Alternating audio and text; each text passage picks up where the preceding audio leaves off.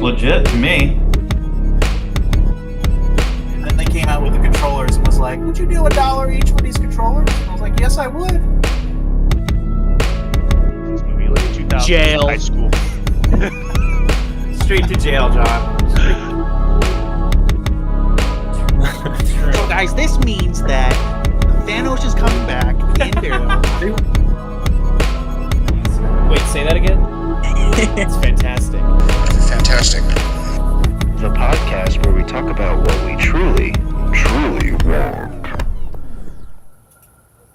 Ladies and gentlemen, we're back, baby, for another installment of the Webbinar Seminar. Guys, today we're talking about lots of crazy stuff, and we're talking about what we truly want tonight. And I've got some boys with me. I've got Dave, the VHS aficionado. Dave, how's it going tonight? So good. So You feeling right. you feeling it? You feeling the workflow? The The softball workflow? flow? Softball's almost done, thankfully. But Nice. yeah. And we also have another gentleman with us tonight, Jacob Stallnaked himself, the cinematic master, the Emmy award-winning young man. Jacob, how's it going? He's on the softball team as well. He's our He's on the catcher. softball too? Oh, Jake, how's catching going? It's good. Nice. You feel like you can catch? Sometimes. Nice. Well, guys, we got a lot to talk about tonight. Superman, we're going to break it down. The Ballerina, we're talking about tons of trailers. And the Emmy nominations. Jacob's going to be breaking those down for us, so stick around. Make sure to like and subscribe. And, yeah, let's jump right in, Wade. First topic of the night. First Let's look topic at of it. the night is our trailer Yeah. smash, of course. We always like Let's to go. Stranger Things Season 5. Are you guys hyped? November of this year. This is insane. This is exciting. This the big The finale. here. Yep. Yeah. And then we're done with it. These kids turned adults / high schoolers that are 27 years old are going to be doing it. I think they're my age. They're like my age now. They're like, 25, 26. I'm looking up right now. Yeah, But guys, how you feel about this trailer? Do you think they can wrap this up? Looks like Vecna got an upgrade. He's in the real world too, which is kind of spooky. Yeah, I mean, pretty typical Stranger Things stuff in this trailer. Like this picture here. Oh, Angry yeah. 11 screaming. Will Byers doing. Dude, weird she's like things straight up with the ball. flying though. Did you catch that? There's some clips of her straight up just flying. I'm like, whoa, she's like really like knows her powers now. Yeah, Hopper doing some epic stuff like taking 2 grenades and chucking them over his head. It's gonna be great. It's gonna be great. Dude, and so we're getting the first half, I believe, in November, right? And then the second half at Christmas time. So that's Then the finale is on New Year's Day. on New Year's Day. Dang. So 3 parts, really, right, Wade? So 3. Yeah, 3 installments. It's gonna be like 3 movies. You know it. It's probably gonna be like 4 movies. It's Yeah, gonna be a lot of content. I noticed that when we watched the trailer and it said the finale on New Year's Eve. I was like, the finale. That's probably like a 3.5 hour movie, really. Oh my gosh. At that point, It's just hilarious. Guys, should we break it down on the channel? The show? Oh, I'd love to. Like section by definitely- section, I guess. Somehow, once we Yeah. all finish it, we break down each section. Once we finish it Yeah, we'll separately, try I guess. to watch it ASAP as possible. Yeah, Yeah. that's sort of what I'm worried about and this is why I've never fully liked Netflix's binge model, is these parts are going to be like 6-7 hours of content, Yeah. even if only a couple episodes with the way Stranger Things episode lengths are now. And look, Christmas Day, I'm not watching 7 hours of Stranger Things. I'm probably going to get to it over the holidays, but Oh yeah. But there's going to be people on Christmas morning being like, "Man, Hopper's death was so sad," and I'm like, It's gonna be spoilers. You think? There's those people who yeah. immediately go to the internet. No, we're not that quick, but we'll definitely cover it. For sure. What do you guys think? Is there anything that stood out to you in this trailer besides the things I talked about? Vecna getting an upgrade. 11 flying. It looks like she's really owning her powers a little bit. But Jake, you notice anything that's really stood out to you? It looks like they're going back to kind of the original character pairings. Some characters kind of split off and were put with different characters for a couple seasons to to shake up the story a bit. But it kind of looks like they're going with like Hopper and Joyce, Jonathan and Nancy, the kids. You know what I mean? It seems like everyone's Yep. kind of coming back to their circles, which I think is good. Yeah. Do you see Eddie Munson's grave with some blood on it? You think he's gonna come back? You think he's dead? I don't know. Part of there's two parts to that. One is it seems like they had most of what they're going to do here in mind when they wrote season 4, because season 4 is very much a setup for this. Unlike other seasons, which are kind of almost self-contained. So it seems like Eddie that would not have been. I don't think they would ever have anticipated that an actor that was cast as a character would break out, an A-lister within a year. But now that he's a a bona fide movie star, it makes you wonder if in their 3 years of production they found a way to work him back in. That would be insane. Now maybe Definitely- that's just definitely could be. showing his grave and reminding people how much they loved Eddie. But maybe they wrote him back Yeah. in. Who knows? I don't know. Spoilers. All By right. the way. Eddie dies. Oh Season yeah, 4. shoot. That's long been. Whatever. That was Spoilers. 2022. If you haven't seen that, That was long ago. Yeah. who cares? Yeah. All right, guys. Are we wrapping this up? This trailer, Wade? Yep. Looks Anything great. else? Can't wait. Exciting. Oh, Tron Ares. Did you catch this trailer, guys? I New did. trailer came out today. Looks I don't like think Jacob's even seen the first Jake- Tron. I've never seen Tron, so oh. Well, spoilers. Jeff Bridges is in the trailer. He's back, baby, again. He But a looks little even bit more old and more Santa Claus-like this time. Okay, wait. They're going back to that retro Tron look. Did you kind of catch that for Yeah, him? I did notice that. That's yeah. kind of cool. Like, I don't you know. See on his arms there, he's actually got like a Tron-like suit. Yeah. He's like some spiritual master or whatever. Shoot. I wish you had seen Tron Legacy. I don't want to spoil it, but I have a theory about this. But I guess I'll skip Dude, that for now. No, Cam, just say it. Jacob's You're not gonna even talk. gonna understand what I you're think talking about. this is probably how he lived. Wade. He somehow is in the old version of the old version of Tron. the old reality. He's like backed up into it or something. That's why he fun. looks. That'd be Why he looks sweet. retro. That would be sick. So if that's what they're doing. They're going back to the old 80s Tron. Maybe, and also that the Tron is in the real world as well, and there's the Ares program that they're making more militaristic, like that they can use the cyber world basically to be like military because they can just reboot after they die, basically. So Yeah. that was interesting. The showing, Jared Leto rebooting a ton. Right. Yeah.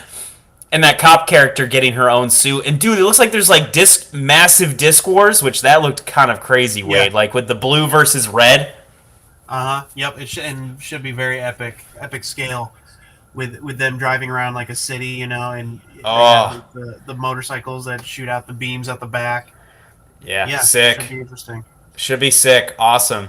Well, Jake's never seen it, so let's move on, Wade. That's exciting. We've got Mortal Kombat 2, and I don't even know if you guys care about this at all, but I didn't care. I was watching the trailer. Like I don't think I'll see this. Jake, do you care about Mortal Kombat at all? I share a house with a Mortal Kombat fangirl. Whoa. Yeah. So we watched this trailer. We actually haven't seen Jelly the. Yeah, it's my cat. Some of Sarah's favorite like bad movies are the old Mortal Kombats. Yeah. We didn't see the reboot one from a couple years ago. This is supposed to be a sequel to, but Yeah. I put this trailer on for us to watch, and every time someone just like popped in, she was like, "There's them, I know that guy. That guy does this." You know what I mean? So Yeah. seems like it's super fan servicey. She was like, "Wow, that's his finisher from that game," stuff like that. Cool. So seems like it's going to be kind of made for people like that who are going to go nuts about Mortal Kombat stuff. So It's pretty hilarious because if you watch the first one, they created a character to be the main character, almost like in a video game where you can design your own character, basically, and then you insert them into the world, But people hated that. Like The movie's okay, like it's mid at best, but everybody was like, "Why did you make this random person that's never in the video games ever the main character, basically?" And then in the second one, they're just like, "Nope, Johnny Cage is the main character now, Carl Urban."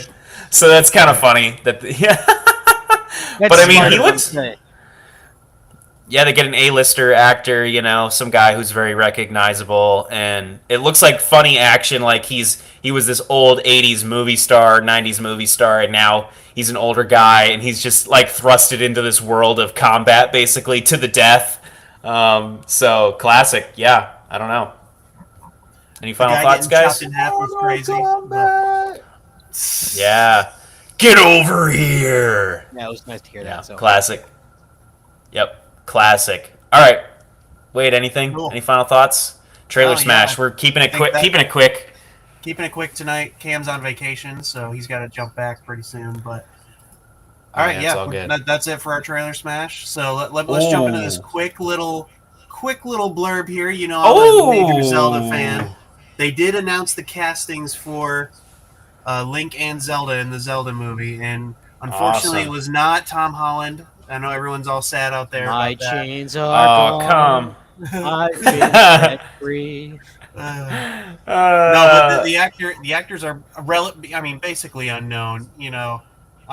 Yep, it's Bo Yeah, Bragason as Okay, Zelda yeah. and Benjamin Avon Ainsworth as Link. So Yep. they're in And I some think shows and stuff. Yeah, I think she has like one IMDb thing on her under her belt, and he has like 5.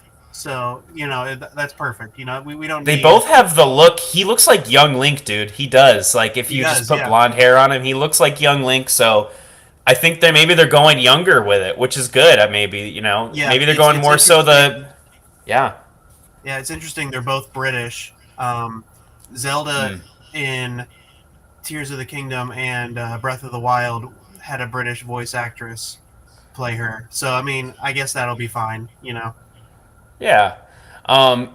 Wait, do you think they're going more How to Train Your Dragon remake or Lord of the Rings esque? You think it's gonna be more cartoonish or more so grounded, trying to do like visual makeup, like orcs and stuff, or is it gonna be like CGI gorgons and I don't know Gorons? Sorry, yeah. Yeah. No, I don't know. I don't really know what they're gonna do. I mean, this guy did do Planet of the Apes, so I mean, it felt kind of realistic in the world, That's what I'm saying. Yeah, you could have these people be actually in their costumes and stuff and look real, and then you have motion cap Gorons and Zoras and that kind of thing. If he's already used to doing motion cap with Planet of the Apes types movies, so. Jake, do you think we need Link in the classic green cap or in the blue tunic? Which do you prefer? Do you think they need to go full on classic, or they can kind of do away with that like the recent games? Classic, by the way, but You think they do? I don't know. Jake, do you have an opinion on that, Jacob? I have no opinion whatsoever. I kind of wondered. I don't think he's played many games. I don't. So wait, do you think the classic big long green cap? You think they're gonna do it? Yeah, I think they Cool. have to. Yeah.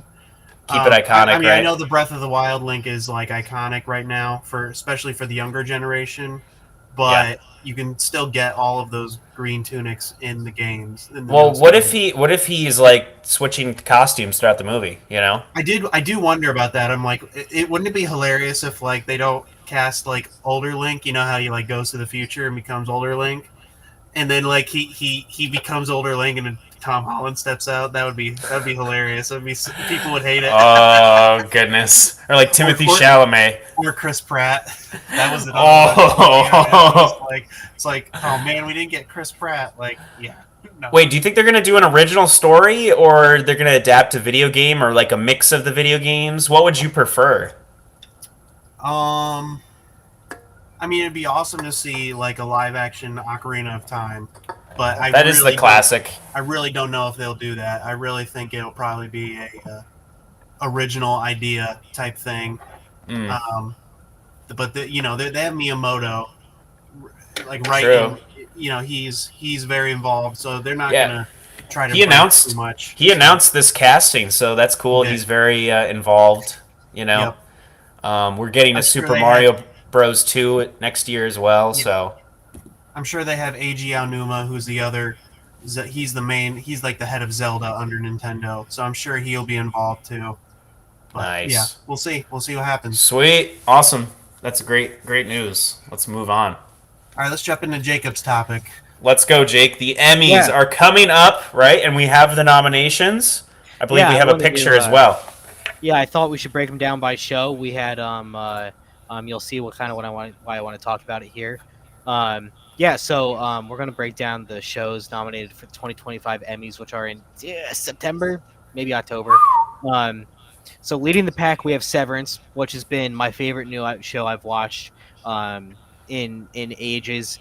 Um, you guys have heard of the show. They go into work, they can't remember their personal lives. They go home, they can't remember work. And it all unfolds into a really sinister, weird conspiracy. It's awesome. It's dramatic, entertaining. Season 2 was just raised the stakes even higher. And yeah, it's leading the pack here with 27 nominations. Whoa. Penguin coming in at 24 nominations is just so deserved, and that's mainly why I wanted to talk about it, because that was a show that, I mean, we're talking about a comic book villain miniseries. I mean, Yeah. it sounds like it could be, garbage, but yet we've seen with Joker, which was nominated for 10 Oscars in 2019, that if you take this kind of stuff seriously, you can really garner a lot of recognition. And The Penguin was just a fantastic show. I mean, you guys know, and Oh, so yeah. I was really happy to see all the nominations for it, and I really hope that Colin Farrell and Kristen Milioti win, just because their performances together. I mean, they could sit there and talk for an entire episode, and it would be one of the best things you'd ever see. Some of the other stuff, The Studio. This is a new show from Seth Rogen. Literally from Seth Rogen. He writes it, he directs a lot of it, he created it, and he stars in it. And it's about a studio executive who's just kind of navigating new Hollywood. It's kind of a send up and farce of like how, so much now we hear about boardrooms and executive meddling in projects, and so it's kind of him trying to wrestle creatives versus the industry as he runs his studio. And I haven't gotten a chance to watch this yet. It's on Apple TV, but I'm really looking forward to it. Cool. White Lotus, that's an HBO show that's been on for a couple years now. Each season focuses on different rich people at resorts. It's kind of a satire itself of the upper class and how they vacation and perceive that. It's written by the guy Mike White, who wrote School of Rock and played Ed Schneebly in that. He writes and makes the show, and again, that's a show I haven't seen, but it's supposed to be pretty good. Last of Us, we know The Last of Us, 16 nominations for that. I thought it had a pretty solid second season. I think that's less nominations than the first season got, and that doesn't surprise me because it, I didn't think it was as sharp as it had been before, but it was pretty good. But we get to Andor here, and criminally under-nominated.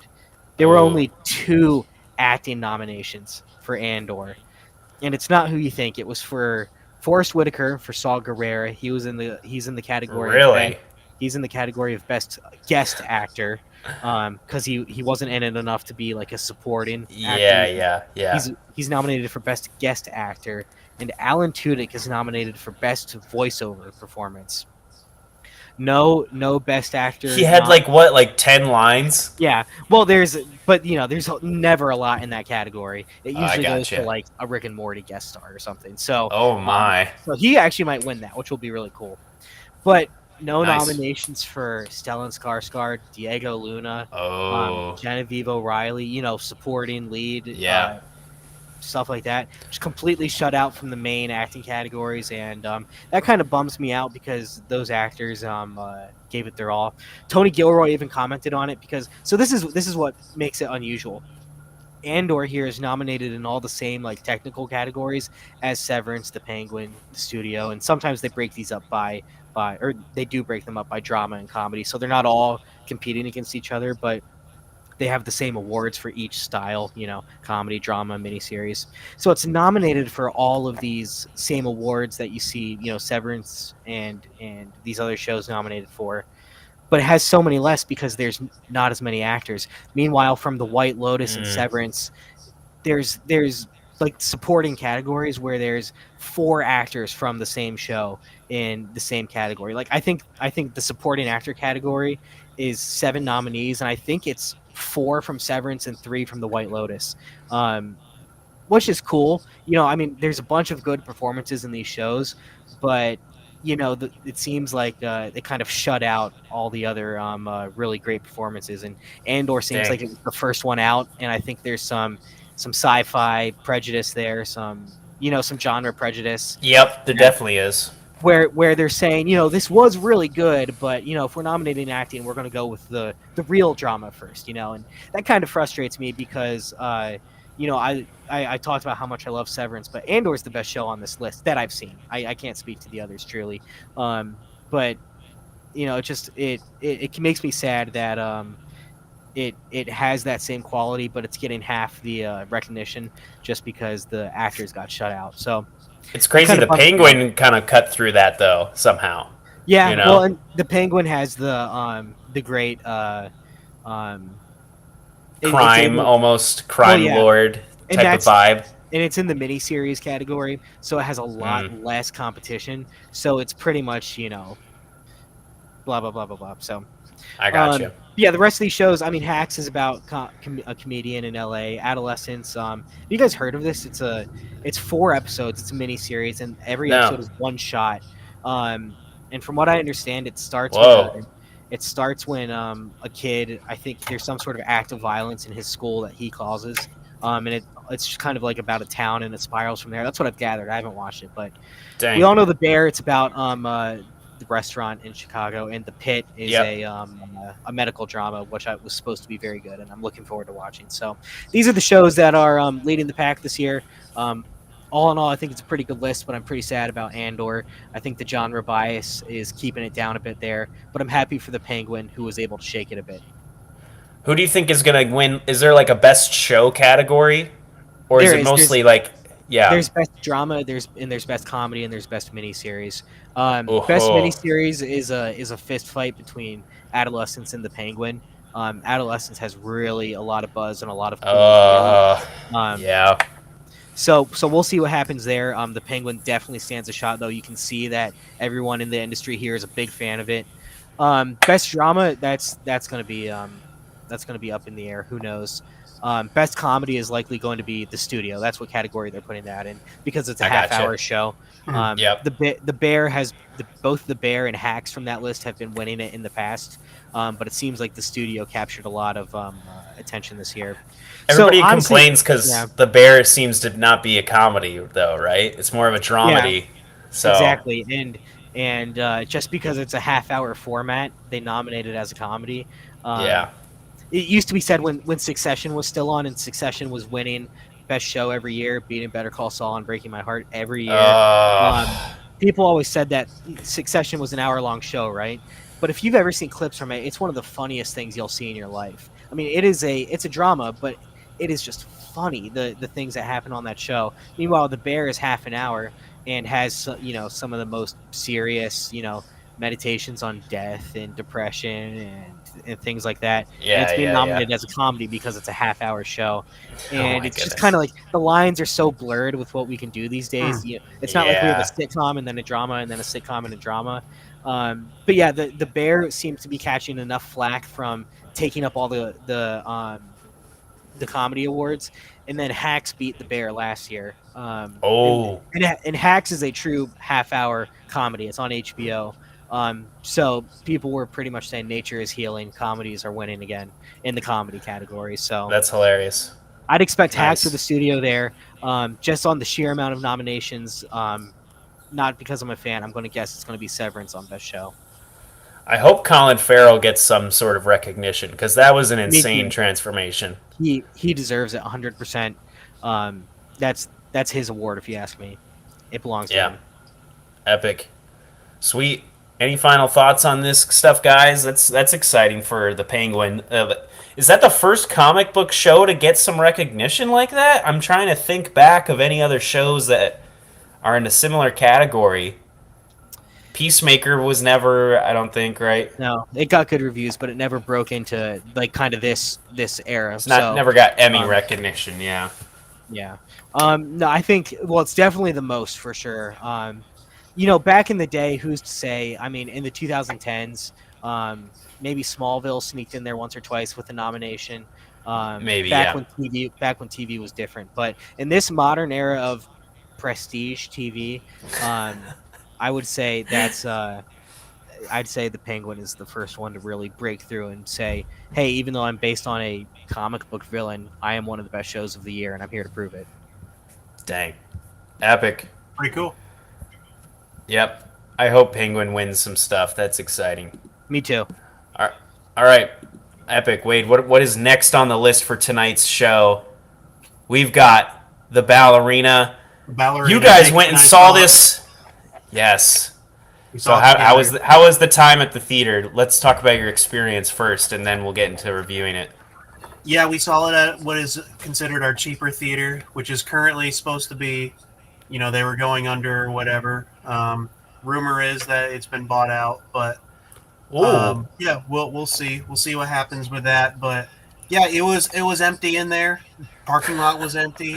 We rolled up in there. Yeah, I mean, this was a Sunday afternoon. Maybe that's not a hot time for movies, but there were 6 cars in the parking lot. Yeah, so it that was was us tough. and literally like 6 old people in the theater watching John Wick and Ballerina. That was Epic. funny. There were But old people there. It was literally like 6 old people with us in there. I've noticed that with John Wick. Didn't we watch John Wick 4 and there was like grandmas all around us? And they were like cheering. There's like a grandma knitting next to us in the seat. We were like, That's what is right! going on? That was crazy. Oh, man. So, yeah, guys, how did you feel about this movie? I'm okay with you spoiling it. It's not like the type of movie where it's like, oh, no, you We told won't me skip everything. Too much spoilers, Yeah. It's pretty straightforward, She's part of that ballerina squad that you know the ballerina like theater area that John Wick goes to. They're being trained to like fight behind the scenes, basically, right? You're right, and where John Wick gets his ticket punched and stuff, and Yep. they kind of overlay her story with that a little bit. Ooh. And yeah, she goes on a mission basically to find out who killed her father, because that happens at the beginning. And yeah, along the way, you meet a whole lot of flamethrowing and the Baba Yaga. Bunch of fun weapons, and yeah, it was good. It was fun. It was cool. Maybe the first half after her like introduction, like origin story or whatever. Pretty much the first half hour takes place during like John Wick Chapter 3. Like scenes from Chapter 3 are happening, and she's watching them from her point of view. She's there in the theater, and then she talks to John Wick at that time. While he's in the middle of that movie, and so that's cool. He imparts a bit of his John Wickisms on her. A new favorite John Wick line from the movie. She's like, how do you get out of this? And he's like, the door is unlocked. It's really, really, really awesome line deliveries from Keanu Reeves. You can tell he was excited to do this again. Nice. I really won't spoil too much. It's really worth a watch. Pretty much they introduce a cult who is of assassins who are unaffiliated with the assassin world, so to speak. The continental assassin type people don't really speak for them and don't really trust them. And so she has to kind of figure out this mystery of this cult and of assassins and where they're from and what they're doing. And it's kind of not what you expect. It's really odd and kind of a cool way.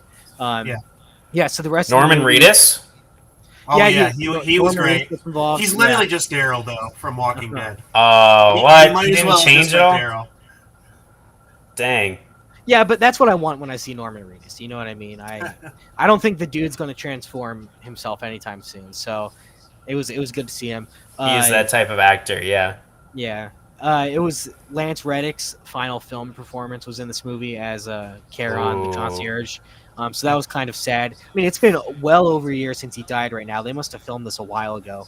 Wasn't this before the strike they filmed this, and that's why it got shut down, I think, right? Is that true? Right, and I think they retold it too. I think they reshot some scenes, and so I think that this was filmed a while ago. And yeah, actually, no, you're right, because I remember that Keanu Reeves filmed his scenes while they were filming Chapter 4. That way, it was easy for him to put the suit on and go and do his thing. So actually, yeah, I it's been a gotcha. long time in the making. So seeing Lance Reddick was kind of a bummer because that dude was awesome and everything he turned up in. Um, yeah, you're gonna get some great action at the end. Nothing really stood out to me as like, when I think of John Wick and I think of like, uh, in the fourth one, the dragon's breath shotgun, or the Yeah. motorcycles versus the horses in the third one, or all these really cool creative things. I don't think there's anything that quite rises to that level in terms of the action. But it's still a fun watch, and you'll get your fill of what you want by watching it. Cool. Yeah, definitely. The one thing I heard is that she uses her smallness to her benefit, basically. Like they teach her how to like fight even though she's short, even though she's smaller than most Yeah, people, I guess, right? Is that there's a true? there's a whole training montage scene where she's like getting beat up by everyone, even the women, and then you're like, just don't play fair, whatever, and then like shows her like Oh yeah. kicking the groin type thing. It was fine. Her training montage thing. So Yeah, yeah. It was a little Cool. by the book. yeah, by the book. Yeah, that's a good way to It put was it. pretty by the book, pretty simple. But if you're a fan of like the John Wick world, you'll enjoy watching this. You won't regret it. Yeah, definitely. Cool. Epic. Nice. Good ride. Sweet. So let's jump into our next Final topic of the topic. night. I'm excited to watch that at some point. Final topic of the night: Superman, the movie. We all saw this together. When did we see it? We saw it Saturday. We've been holding off, obviously, because we do Thursdays every week. Is when we do our podcast, obviously. But yeah, let's jump right in. We'll talk about the plot, then we'll talk about the cast and maybe some spoilers, and then maybe our final review. Cool. So, how'd you guys feel about the plot? We kind of have this main plot of Superman. He's this great guy. You're just thrusted into the world, which I really loved. That opening crawl, which is like 3 centuries ago, metahumans started appearing. 30 years ago, a spaceship crash landed in Kansas, and it was like 3 years ago, Superman appeared, and then it was like 3 months ago, like something about LexCorp, I can't remember, and then like 3 hours ago or whatever, Superman lost his first fight to the Hammer of Barovia or whatever, and Lex Luthor's, of course, he's doing his thing, planning Superman's demise, and using different elements like war. He's using the Barovian government. He's using the Hammer of Barovia, which is actually Ultraman.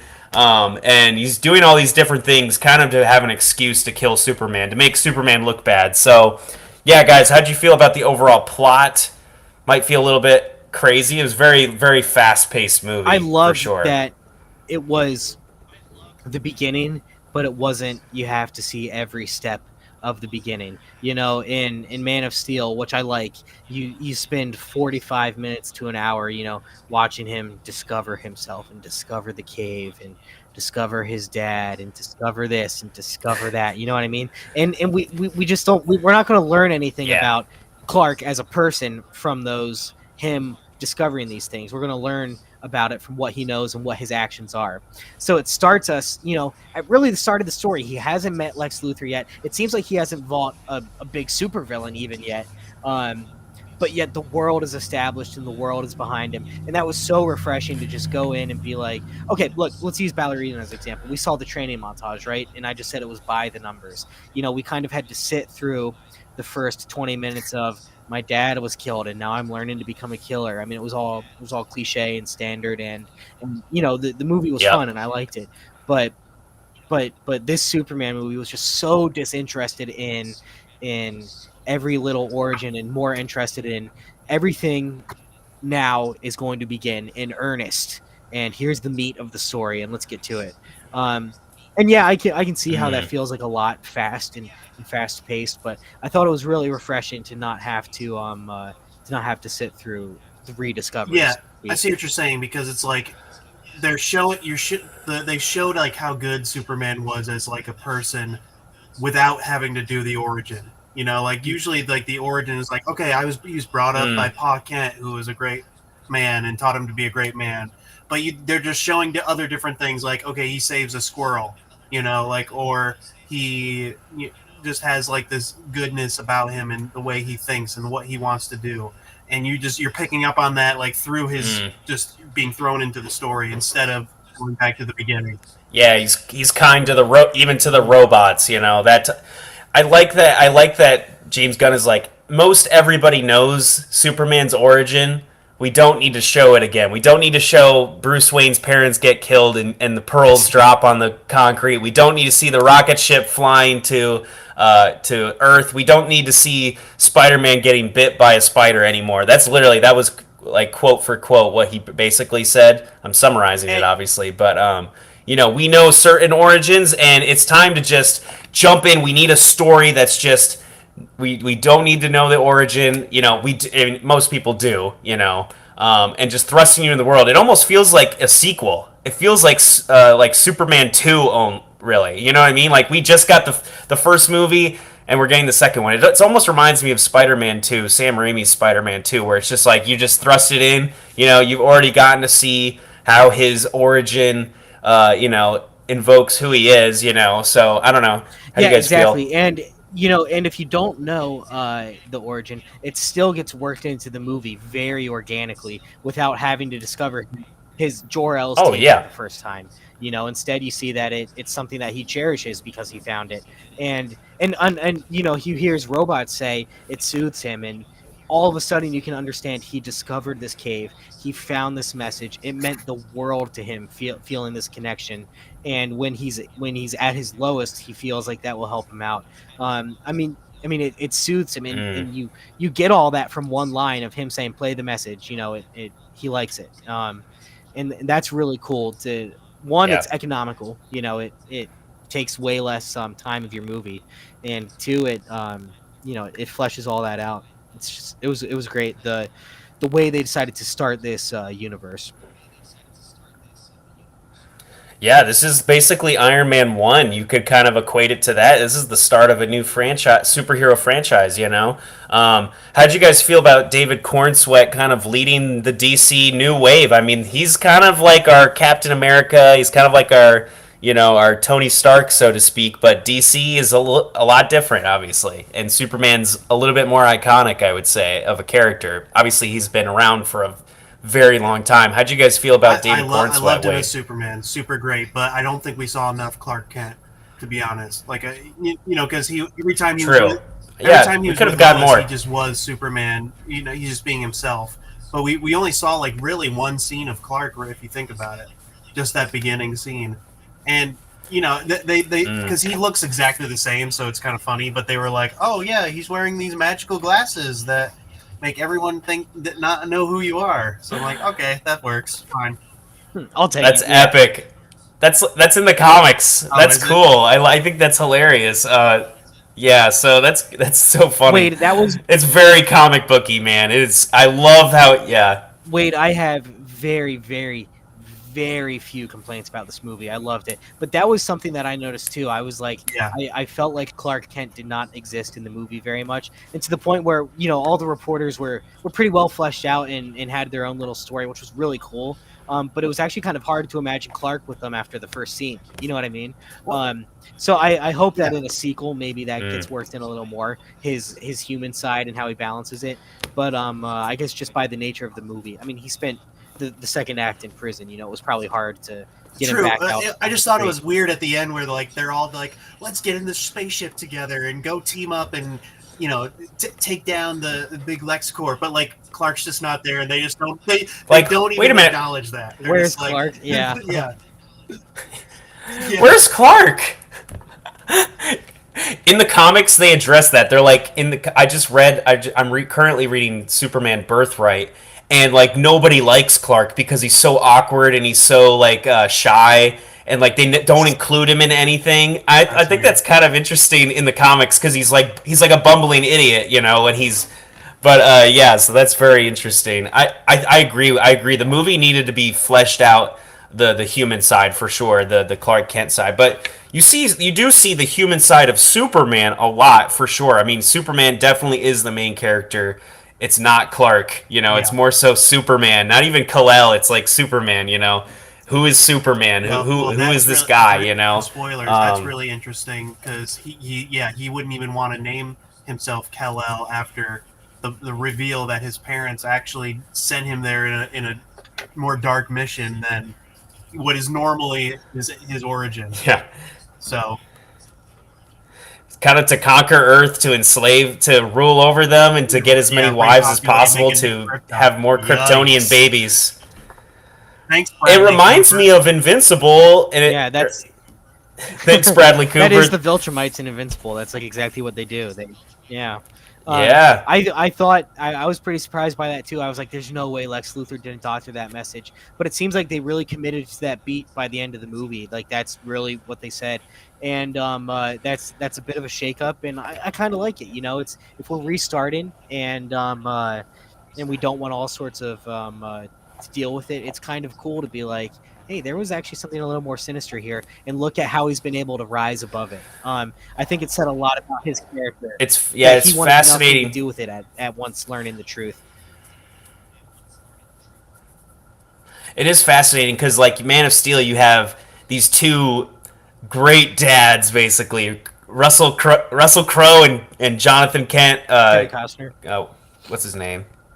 Kevin Costner. You know what I mean? You kind of have these duality, but in this, it's like you got Pa Kent and you got Jarrell, who's kind of we don't really see him much. Obviously, we just have the one message, but it's basically kind of like rule Earth and do what you have to do.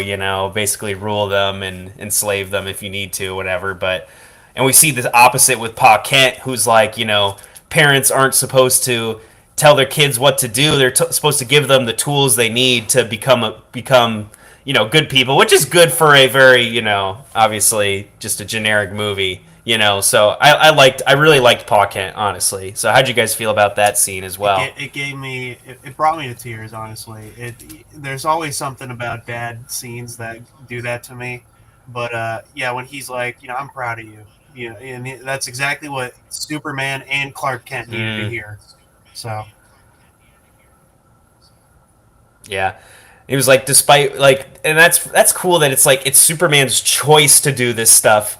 It's not because of some moral duty because I have these powers I have to do this stuff. It's like no, he's choosing to be this kind and this person who's going above and beyond to help as many people as possible. It's his choice, So And I love how really they cool. demonstrated Actually, it. Wade that's a mentioned very cool. He saved the squirrel. And then I loved that he punched the kaiju thing and it was about to hit the building. And I was like, here we go. Here's another Man of Steel 9/11. And instead he goes and he stops it from hitting the building because he's like, here we go. I can't stop it. I have to stop this. And then he doesn't want to kill it. He says we need to get it somewhere safe and subdue it. And he's sad when they just resort to killing it. Just that love of life, of all life matters. This squirrel, this monstrous, gross kaiju, everything is all this life is important to him. Is really powerful too. And it shows. I love how James Gunn got some weird body horror in there, like with the poking the eye and Green Lantern poking its eyes and stuff. It's like, oh jeez. Oh, there he is. I was like, wow. James Gunn. Yep, there's James Gunn flavor. Classic. We also have the Lois Lane Superman relationship. They're kind of fighting almost at the beginning. It was kind of spicy, but also they're in love, obviously. So how'd you guys feel about Rachel Brosnahan bringing Lois Lane to life? For me personally, it felt like the most real Lois Lane. I don't know, Amy Adams. She's a great actress for sure, but it just felt a little bit like they didn't have chemistry. And Margot Kidder was just really mean in the old Superman. She's just smoking and insulting Clark all the time. Yeah. Yeah. Well, part of the good thing we were talking about how the movie starts and things have been happening, but now the story is really starting. You can tell they've had a really solid relationship as it's been forming for the years that they've been together at this point. But then 3 months. I think it was 3 months they were been dating. But then they have their first huge fight, and when you're in a relationship, that's going to happen eventually. and I loved that they weren't really on the same page about the fight. It wasn't a yell fight. He was going on like, yeah, this, and she's like, well, no, and they're slowly getting on the same page of, are we are It's yeah, about him stopping the wait, are war. we really Yeah. fighting right now? Like, and that was so real for an argument where it wasn't just shout, yell, and be as expressive as you can, but more like, wow, we're really disagreeing, and I can't stand what you're saying right now. Um, and that they had to carry that throughout the whole movie and eventually reconcile from it in a really healthy way, I thought, which was an awesome way to show it.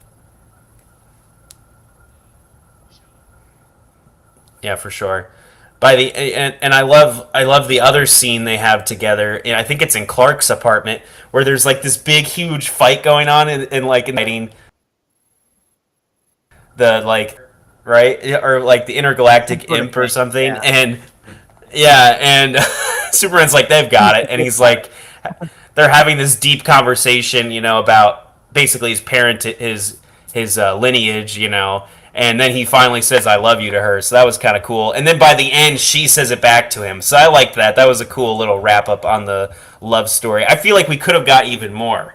Like Wade said, this movie could have been another 30 minutes longer. I know people don't like longer movies, but I feel like we could have gotten a lot more character development for sure. Yeah, those are my two things, were the Clark Kent, but then also if their relationship was maybe a teeny tiny bit more fleshed out. Yes. Like maybe show a little bit more before that, them getting together. But that would be jumping back. So anyway, and every scene they're like super serious. There's no like flirting or any of that type of romance going on. You know what I mean? Because it's this part of the relationship. Everything's like kind of like we need to determine everything, and yeah, so it makes sense for sure. Let's jump into Lex Luthor. How'd you guys feel about Nicholas Hoult playing Lex Luthor? stellar. The king of our time. Nicholas Hoult is the best A-lister of kind of our generation, these millennial actors. Dude gave it 110%. He sold that Superman was living rent-free in his head, and he was just mad by him. And every choice that Nicholas Hoult made, every weird look, twitch and just his little idiosyncrasies, while keeping a lid on it. And this is what I was not really worried about, but a young Lex Luthor, of course, you instantly think Jesse Eisenberg, who just decided to go weird with it. And obviously Nicholas Holt's playing a very abnormal guy, but he keeps the lid on it so much that you can tell he's acting composed, and he was fantastic. Awesome. Actually, geniusly smart. Only thing I thought was weird is like he's literally doing all of this just to get to Superman. Like, I don't know. That seems like strange to me, but that was his obsession, I guess. They don't explain it. He just hates him. He hates that he's an alien. He's in a dumb costume. Almost that he's like stealing the limelight, stealing the spotlight, almost like away from himself. Genius. Yeah. Yeah, and I love that. I loved his. Sorry, you can. No, go Jake, go. His coterie of people, in his control room, who know all of his, commands and movements, all of his scientists and his analysts. Or B7, B8, 6B. Just the idea that this guy is charismatic enough to get, insane and morally corrupt people who are also smart to, be on his staff in such numbers. Just classic, not even like henchmen or goon stuff, but like all of these usually there's like, the villain has like one or two like nerdy like sidekicks. It was just funny that he had like a control room full of them, like 40 people that were all in like trying to fight Superman. And that was like when once we got to like his like prison area, that's when it was like, okay, this is the craziest and most weird superhero movie we've kind of seen. Like he's going by. Yeah, they're going. Okay, this is where my my monkey trolls are just roasting you online all day. Like, what the? Dude, I love that they're not scared to go crazy fantastical with it. You know what I'm saying? Like, they're not scared to do, like, a black hole machine that he can use to teleport between different places. And inside of it is a huge, massive glass prison where he keeps all the people that he hates. You know what I mean? Like, Metamorpho's there, this blogger that didn't like him, he like, threw her in there. Yeah. It's like, oh my gosh, and he's actually demented. Like, once he captures Superman, he uses some random civilian that was nice to Superman one time, and he shoots him in the head right in front of Superman. It's like, dang, he's like demented, dude. Like, crazy. Well, keeping Metamorpho's baby like in the cell across from him, like just being held. Like it was just also, you know, that was weird too, because it's like a green weird baby, and it's. But anyway, I think it's from the comics, but you know, I feel like maybe that baby will come back as an important MacGuffin, possibly. I don't know. Because he's Metamorpho's son, I think he's got some crazy powers, apparently, so that's kind of cool. Wade, you really liked seeing Metamorpho. Yeah, I was going to say, I really like seeing Metamorpho. Chemistry was like one of my favorite things I studied in college and high school. And yeah, when he's like, oh, I can't make a sun. He's like, oh, wait a minute. Well, if I put hydrogen, helium, and a little bit of this, ooh, I can make a sun, you know? So it's cool that he can, like, do any chemical, and he can just make that. So, yeah, that's pretty neat. I love and obviously that goes into kind of, yeah. When Metamorpho started talking, and it took me a second, and then I realized he was NoHo Hank from Barry. And I don't know if you, I know, Wade, you haven't seen that show, Cam. I don't know if you have either, but if we had the Italian guru on here, he would attest. First thing we said after the movie was like Metamorpho was NoHo Hank, who's a fan favorite from the show Barry, and he talks exactly like he does in that show. He's almost a little flamboyant with this like odd, quick pace to himself. It was so funny hearing his voice come out of that weird body. It was just It was inspired but smart casting, because he obviously knew what he wanted the character to be like Wade demonstrated with, actually I can do this and I can do that, and no, I can think of it like this, and it really humanized who's kind of a hard to look at character, you know what I mean? Smart casting. And I love that it's a goofy character from the comics that's actually awesome. It's a cool character. He's like he looks like a freak, obviously. He like struggles with like the way his appearance in the comics. So cool that they dropped him in there, and they use him as a MacGuffin as well, like that he can create kryptonite, kind of going into the plan of holding baby Joey, so therefore he has to like keep Superman at bay with the kryptonite. Super sad that he kind of had to be brought down to that point. You also have the engineer, you have Ultraman, you have that big reveal. I felt like the engineer wasn't very fleshed out a lot, but maybe she's going to come back in The Authority. She's a character from that comic book. You have the Ultraman reveal that he's actually a clone of Superman. I have some theories about that. Back. That's definitely coming back, yeah. Either he got sucked in that black hole and he's going to come back possibly as the comic accurate version of Ultraman, and he's going to form the Crime Syndicate, which is basically the alternate version of the Justice League, or he's going to become Bizarro. So that's what I was more some thinking, theories out there. He's kind of dumb, you know, in it. So they were like, you know, Bizarro kind of maybe they mix those two characters together or something. Yeah. Yeah, and I do love Luthor's plan that he did all of this stuff, the war, the conflict in Barovia, just to make Superman look bad. He found that recording of his parents in the Fortress of Solitude, killed all the robots, just to have, like, government authority to kill Superman, basically, right?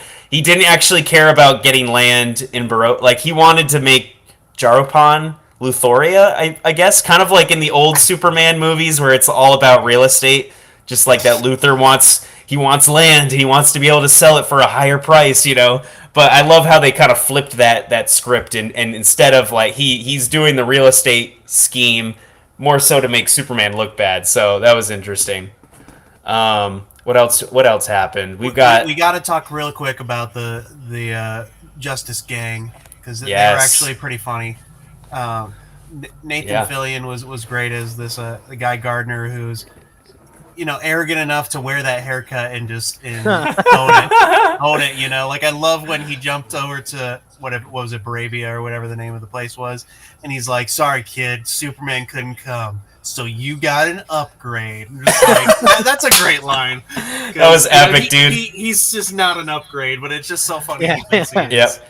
And I loved his creativity with the lantern ring. You know, like we've always gotten kind of like boring Green Lantern stuff. It was finally like he's doing weird stuff with it. You know, so that was epic. Yeah. Hawkgirl didn't have a lot of scenes, but she was fun. I guess they're kind of hinting, Justice League Unlimited a little bit, showing her being maybe possibly part of the Justice League. With obviously we know we're getting a Lantern show that stars Jon Stewart, so maybe they're gonna have that love story possibly, which I would love to see. I love that show. And also Mr. Terrific, which was probably a standout for me. Is obviously not a very popular character, but making him a standout was really smart because he's one of the smartest people in the DC comics. He's kind of like Mr. Fantastic, but DC's version. He doesn't have stretchy powers, obviously, but he's the smartest guy in the universe, pretty much. So really funny character. It's kind of a James Gunn character, having like this very stoic guy who doesn't understand logic thrown into the world, kind of like Drax, or like, James Gunn's really good at writing these types of characters. How'd you guys feel about Mr. Terrific? Yeah, scene stealer for real. I thought Mr. Terrific and Green Lantern would have about the same presence in the movie that Hawkgirl did, which is not much, just kind of there. But Green Lantern actually had a little small arc, but Mr. Terrific, full fledged, one of the main characters of the movie. Yep. And yeah, he was super interesting. Just the sheer delivery when he said, "I'm coming to help you because it'll piss Green Lantern off," just tells you so much about him and his relationship with his coworkers. And yet he also knows what the right thing to do. He said that, but he was really there because he knew, hey, if there's some sort of weird black hole generator thingy, I got to take care of this. I can't. His fight scene was sick with the T spheres. Yeah. Very James Gunn. Yeah, I was gonna say that's a Rocket Raccoon, the Southern Knights, same scene basically. Might as well have been. You also got Crypto in there. Sorry, yeah. About the Justice Gang one more time. I loved that it's the early days of what will eventually become the Justice League.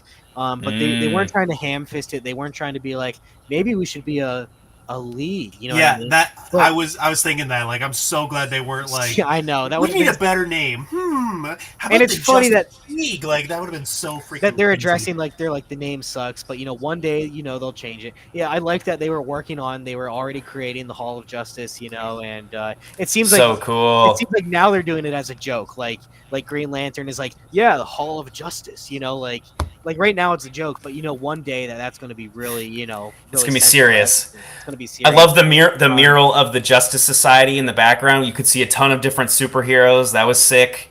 Yeah. Do you think Bruce Wayne's going to buy it from Maxwell Lord? That would be kind of interesting. I don't know. But I don't know if Bruce Wayne would get involved yet. You know what I'm saying? Who knows where they'll go. But I like that. So they didn't use this movie to try to set up, and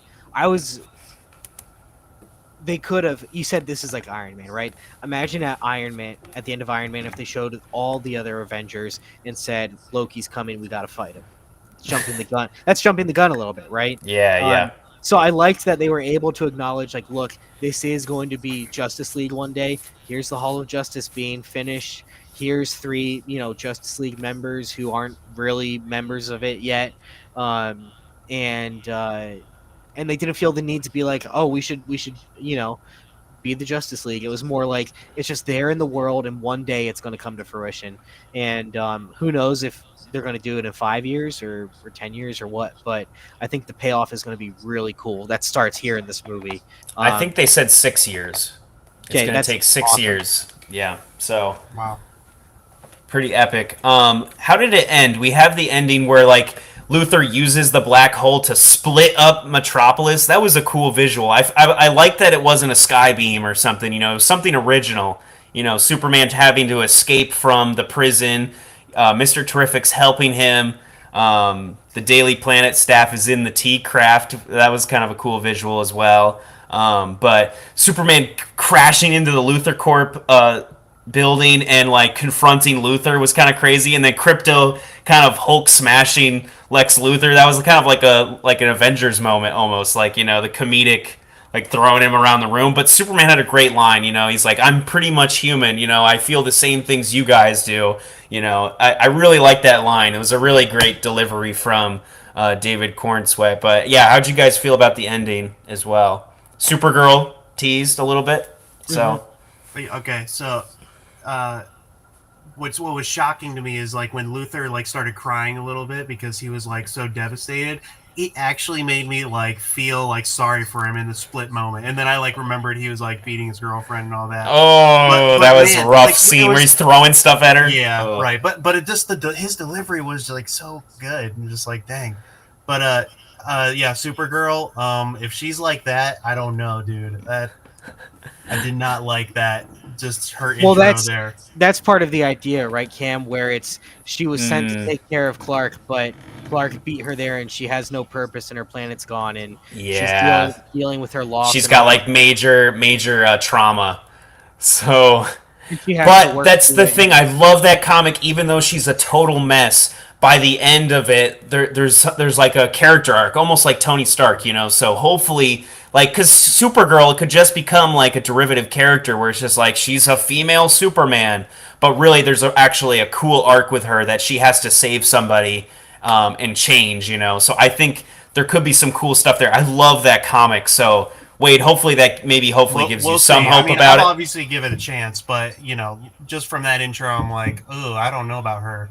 Yeah, I think it's supposed to be her at her lowest, and you even hear the way Superman and the robot are talking about her. They're like, ooh, they're like, oh my gosh, there she goes. And I think it is supposed to be a little like, oh, here's somebody who's at their rock bottom. Also, back to Luthor. That made you feel that way, about I feel like he is going to be kind of like our Loki to this DC, like he's gonna team up with Superman at some point. It happens in the comics a lot, like he's gonna become this. He's not necessarily an anti-hero, but sometimes he has to be good to help save the world because he doesn't want to destroy the world. He just hates Superman. So I feel like he's gonna become like kind of an annoyance, so to speak, kind of like Loki was for so long in the MCU. So I feel like that could kind of be a really cool arc for him as well. But yeah, any final thoughts about Superman, guys? We're hit an hour, so I feel like we've covered a good chunk. We covered pretty much all of it, I think. Yeah, there's some things we missed, but what a fun movie. It was like a good summer blockbuster. Yeah, it felt like something I would like put on and watch when I want to feel good and watch some cool action and have a good story. Yeah, nothing self-serious about it, but it manages to be quite serious, which is a hard thing to do. And I was getting kind of annoyed with the internet, like people thinking this was political, but they haven't even watched it. It's not very political. You know what I mean? Yeah, I think because James Gunn said one thing about immigrants or something, right? And then it all snowballed online. Like all the monkeys started typing, and. Okay, one thing. Apparently, if you pause, like somebody caught this. One of the monkeys is typing, "This new Superman sucks. Man of Steel is way better." I was like, "Dang, that's so funny, dude! Oh, so funny." Because that is accurate. That is a Snyder bro through and through, Dude, I'm a Snyder bro, but I liked this movie. I really enjoyed it. I had a great time with it. I want to see it again. I think I'll like it better the second time because my expectations were so high. The second time in, I can just watch it and be like, this is an epic time, a fun time. Especially when you're prepared for the weirdness of the world. Because multiple times you kind of had to be like, okay, yeah, black hole portal. You're so okay, right. Yeah. Monkey computers. Okay, you know what I mean. Now that you know that this is like the zaniness of the world, I think it'll be a good rewatch. I liked the Peacemaker cameo too. That was a fun little. That's funny. Yeah. Back to. That got a good laugh out of me because you see in the Suicide Squad in Peacemaker season 1, which from what I understand now is the way they're treating it is these events pretty much happened as but like that's the way they're kind of treating it. Like he's switching universes in the show apparently. Like it's going to be a dimension hop apparently. So That is so ridiculous. that's how they're keeping him around. That's pretty funny. I think he's going to kill the version that's in the DCU. Like the DCEU version is going to kill the version in the DCU, James Gunn's universe. That is I think so that's going to happen because in the trailer there's two peacemakers fighting You're right. each I do other. remember that. Yeah, that is so funny. But So- yeah, in his show, he spends the entire time just hating on the Justice League, just heinously tearing them down for no reason. Mm-hmm. And it was funny that he's going on talk shows and doing the same thing in this universe. Just Yeah, being that's like, funny. He sucks, man. You know, it's Yeah, he's Yeah, just giving yeah. superheroes a bad name. Yeah. yeah. Very good, guys. Epic time at the movies. It definitely is a divisive film for some reason. People can't take the zany comic bookiness of it, but I'm all about that. I'm such a comic book guy, you guys know. And so I'm excited for the world. Like Batman, bring it on. Wonder Woman. I want to see weird characters like the Teen Titans. Go crazy with it, you know? I think they can do some... For Has the anyone first been checking up on the box office for it? It's doing really well in the U.S. It's outperforming expectations in the U.S. Internationally, it's a little under expectations, and expectations were already low internationally. Superman is never. I was reading box Well, office he's very Dojo this American morning. too. Yeah, the Superman movies have never, even Man of Steel, have never done too well outside of the U.S. So everything is going as projected. It's going well. So Okay, good. Cool. people are seeing it, people are liking it, so yeah. I will say, so I know officially the first DC Studios in this universe thing was Creature Commandos, which I had watched the first 2 episodes when they came out, and then I binged the rest of it the morning before we saw this because I was like, I gotta catch up. I knew it wouldn't be important, but I just wanted to be caught up anyways.